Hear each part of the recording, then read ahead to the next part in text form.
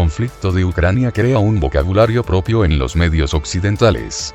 Los nazis se convierten en ultranacionalistas, los mercenarios en combatientes extranjeros, los multimillonarios son oligarcas cuando son rusos, los civiles ucranianos que no quieren batallar son desertores y los medios censurados son de perfil restringido. Cuando yo uso una palabra quiere decir lo que yo quiero que diga, ni más ni menos. Así lo afirma Humpty Dumpty, la cuestión es si se puede hacer que las palabras signifiquen tantas cosas diferentes. A lo que contestó Humpty Dumpty: la cuestión es saber quién es el que manda, eso es todo. Pues eso es lo que hemos podido comprobar en la terminología utilizada por los medios occidentales, en el conflicto de Ucrania. Las palabras han pasado a significar algo diferente en un acto de prestidigitación periodística. Vamos a repasar. De nazis a ultranacionalistas. Hasta el inicio del conflicto, y sobre todo, tras el golpe de estado del Euromaidán, los medios de comunicación de todo el mundo, los analistas y la opinión pública tenían claro la presencia de importantes sectores nazis en Ucrania. Sin embargo, en la actualidad todos han dejado de ser nazis para pasar a ser ultranacionalistas. A pesar de que ya en 2018 el Center for Strategic International Studies recordaba que el propio FBI los tenía clasificados como neonazis. En ese mismo año, el Congreso de Estados Unidos aprobó un proyecto de ley de asignaciones que prohibía la ayuda militar al batallón Azov, debido a su ideología nazi. También entonces podíamos encontrar en la prensa titulares como estos: nazis ucranianos galantean con ultras españoles. La Sexta. Atribuyen a neonazis ucranianos haber brazado a un prorruso público. Sin embargo, al iniciarse el conflicto bélico en marzo, dejan de aparecer los nazis, y los medios comenzaron a hablar de ultranacionalistas ucranianos, y siempre señalando que eran pocos.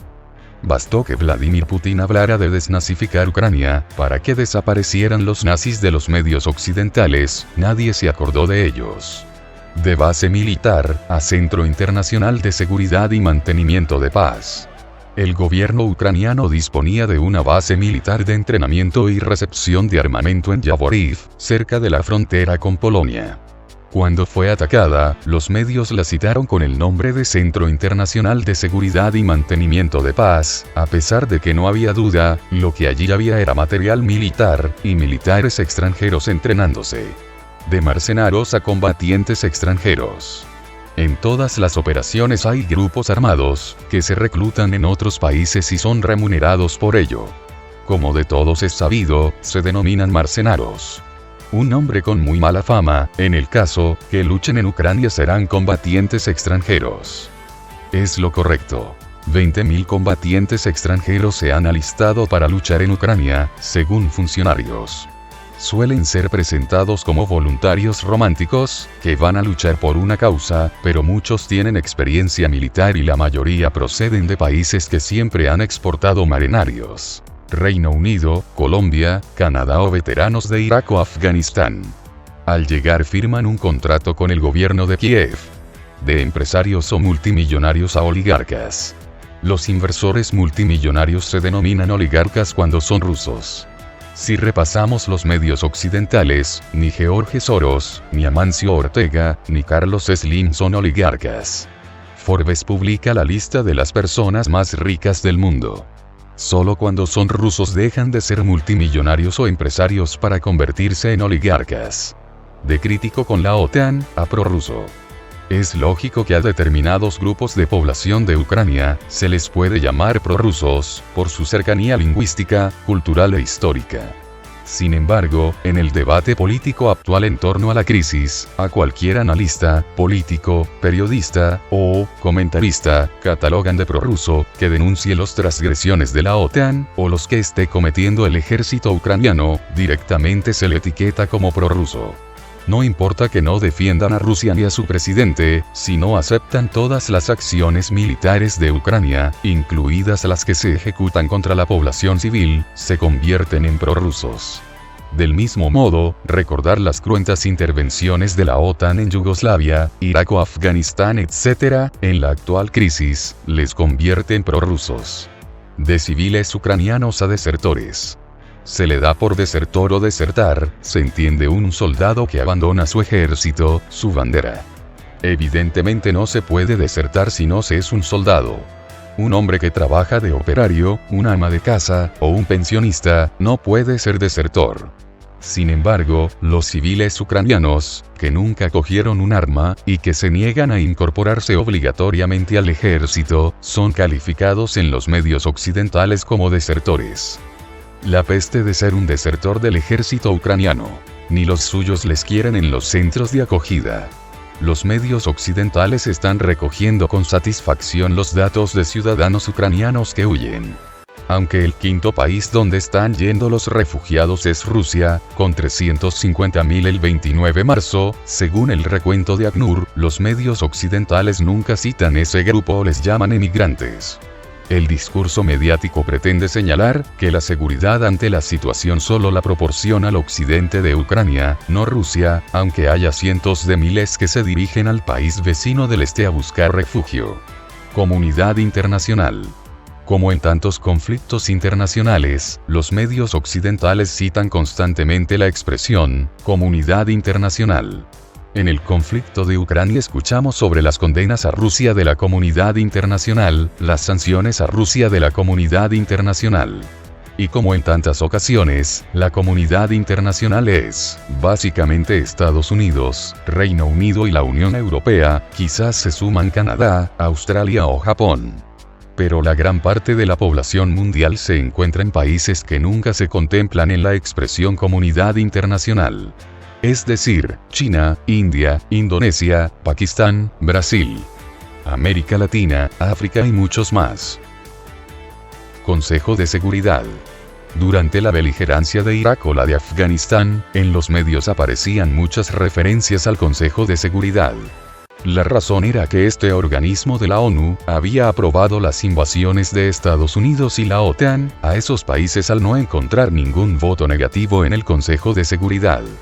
En la crisis de Ucrania las audiencias no están leyendo ni escuchando ninguna referencia al Consejo de Seguridad. La razón es sencilla, no se consiguió el suficiente consenso para aprobar una condena a la operación militar rusa. Es por ello que la solución mediática es soterrar el Consejo de Seguridad, ya no cumple la función deseada. El problema es cuando solo permiten una de las partes. Este es solo un repaso de cómo las palabras, aparentemente neutras, pueden ser retorcidas y estiradas. Está sucediendo en el conflicto de Ucrania, pero sucede en todos. También es verdad que este recurso de poner las palabras al servicio de un determinado interés sucede en todas las posiciones políticas. El problema es cuando los ciudadanos solo pueden acceder a una de esas posiciones, porque la otra es silenciada o estigmatizada. La desnazificación de las repúblicas populares de Donetsk y Lugansk es el tropiezo de un futuro acuerdo de paz entre el Kiev y Moscú, consideró el analista en relaciones internacionales de Nicaragua, Manuel Espinosa. El martes, las delegaciones de Rusia y Ucrania se reunieron en Estambul, en una cuarta ronda de discusiones para la búsqueda de la paz, donde las autoridades de Kiev expresaron que las cuestiones de Crimea y Donbass ya están zanjadas, según declaró el miércoles el ministro de Exteriores ruso, Sergei Lavrov. No obstante, para Espinosa las partes negociadores deben dar una mirada a las comunidades víctimas del asedio y la agresión de los ucranianos nazis, quienes son tratados como delincuentes. La antipatía a las repúblicas independentistas persistirá mientras los medios de información de Occidente presenten como culpables a los civiles prorrusos. Aunque las negociaciones entre Rusia y Ucrania no son definitivas, Lavrov consideró que es un avance sustancial, porque los negociadores ucranianos confirmaron la necesidad de garantizar un estatus no alineado y no nuclear de Ucrania, así como de mantener su seguridad fuera de los marcos de la Alianza Atlántica. El analista de Nicaragua consideró que el avance de las pláticas trae un alivio al mundo, que está expectante de la operación de desmilitarización y desnazificación que ordenó el presidente Vladimir Putin el pasado 24 de febrero. El experto declaró que es positivo que sea Turquía, que ha vendido drones a Ucrania para el conflicto, sea la anfitriona de las negociaciones, así como el avance en la discusión que garantice los corredores humanitarios, sin agresión de parte de las tropas de Kiev. El especialista en política internacional expresó que no hay que bajar la guardia con Estados Unidos y los países de la OTAN, que son los beneficiados con el conflicto. Estados Unidos y Unión Europea no están interesados que Ucrania termine el conflicto, porque ellos se están beneficiando, el complejo militar industrial se está beneficiando, de todo esto con la venta de armas, entonces allí le corresponde a Rusia, y a los mismos ucranianos buscar por todos los caminos la paz, puntualizó Espinosa.